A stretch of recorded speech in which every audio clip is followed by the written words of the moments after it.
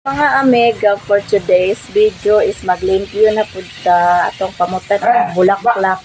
para dili bagnot ang palipot atong itrim. Halag diri sa daplin kalsada or sa squatter area tanamo basta limpyo lang ta og walay bagnot kay para dito kuyat bitin. Mga ni mga bulak nga akong itrim kanang kahoy nga mga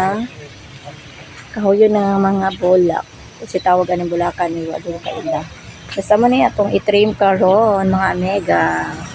Ano itong gamiton og trim sa mga bulak guys. Sige, mag-start na ko.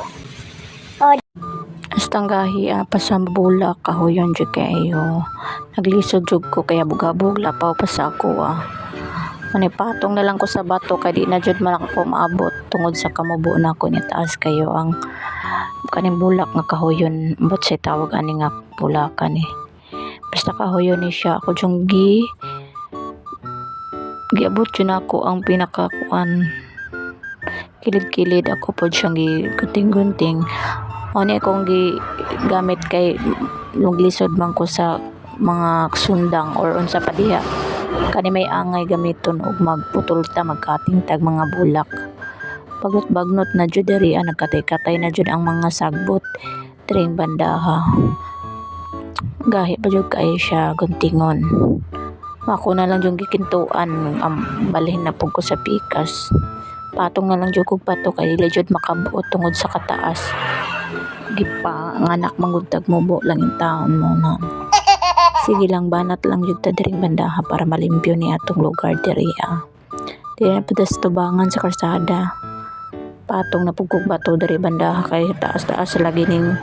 kahoya nga bulak banat-banatan na lang nako dari bandaha kay ting init na sad niya basta na pong inita singot pa imo ani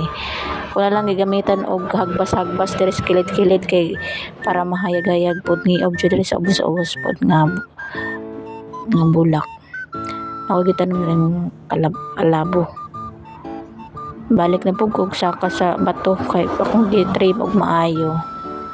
tutuyok na lang jud ko ani diri banda sa gilid na pugko silingan duol-duol na ni tama na siguro ni ay sakto na ni siya